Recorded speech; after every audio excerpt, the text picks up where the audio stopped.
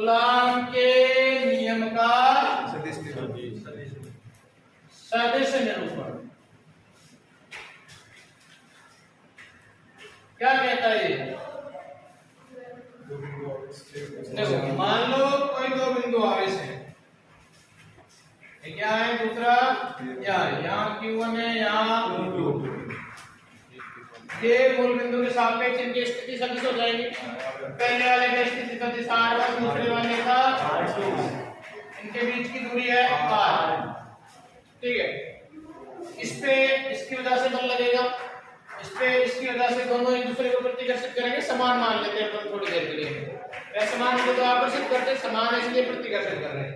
इधर 1 पे बल लगेगा 2 के द्वारा, फोर्स ऑन 1 ड्यू टू 2, इधर फोर्स ऑन 2 ड्यू टू 1, ठीक है। यहाँ पे देखो इनका एक दूसरे की दिशा में स्थिति सदिश में निकाल लेते हैं अपन। यहाँ एक स्थिति सदिश होता है R21 वेक्टर, जो की दिशा होती है उसकी F12 की दिशा में, और इधर F21 की दिशा में स्थिति सदिश होगा R12 वेक्टर, ठीक है। कूलॉम का नियम क्या कहता है इसमें से, F बराबर Q1 Q2 बटे R²। इसको बनाना है सदिश। अपन सबसे पहले F12 अगर कैलकुलेट करें तो F12 का परिमाण तो ये हो गया, सदिश बनाना है तो यहाँ लगा देते हैं सदिश और यहाँ लगा देते हैं R21 कैप। ये 21 कैप जो है ये F12 की दिशा में एकांक सदिश होगा। क्या होगा? एकांक सदिश। और एकांक सदिश का मान क्या होता है?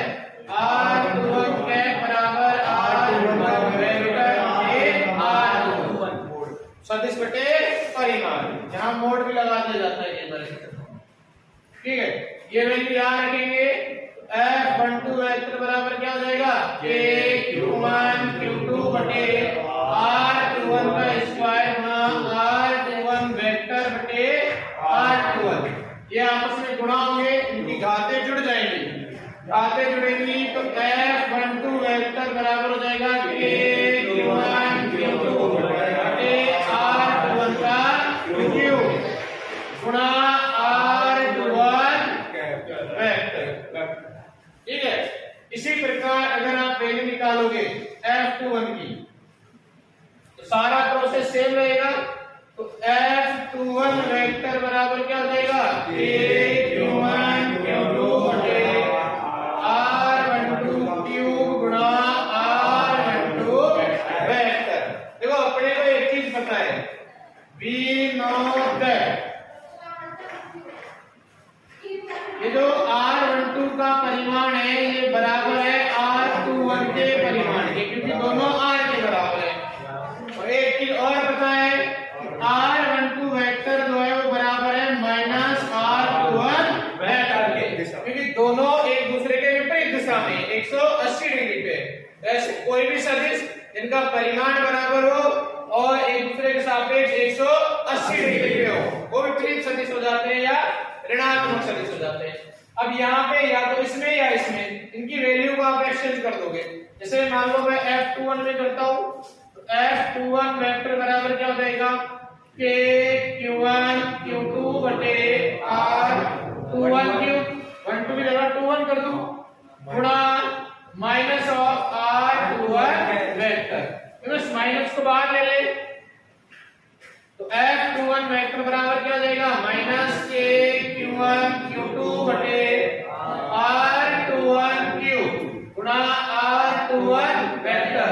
ये माइनस को छोड़ के बाकी की जो बची हुई वैल्यू है किसके बराबर है? F12 वेक्टर के। यहाँ से आप लिख सकते हो F21 वेक्टर बराबर माइनस F12 वेक्टर। अतः कूलॉम का नियम न्यूटन के गति के तृतीय नियम क्रिया प्रतिक्रिया के नियम की भी पालना करता है। इसका मतलब ये है कि F12 और F21 दोनों एक दूसरे के समान परिमाण के होंगे लेकिन दिशा में विपरीत होंगे। ये तो कहता है गति का तृतीय नियम भी, ये कहता है ना कि भाई आप अगर किसी पे बल लगा रहे हो तो वो भी आप पे बल लगाएगा। वही यहाँ पे हो रहा है, Q1 Q2 पे बल लगा रहा है तो Q2 Q1 पे बल लगा रहा है, दोनों एक दूसरे को धक्का मार रहे हैं या फिर दोनों ही खींचेंगे।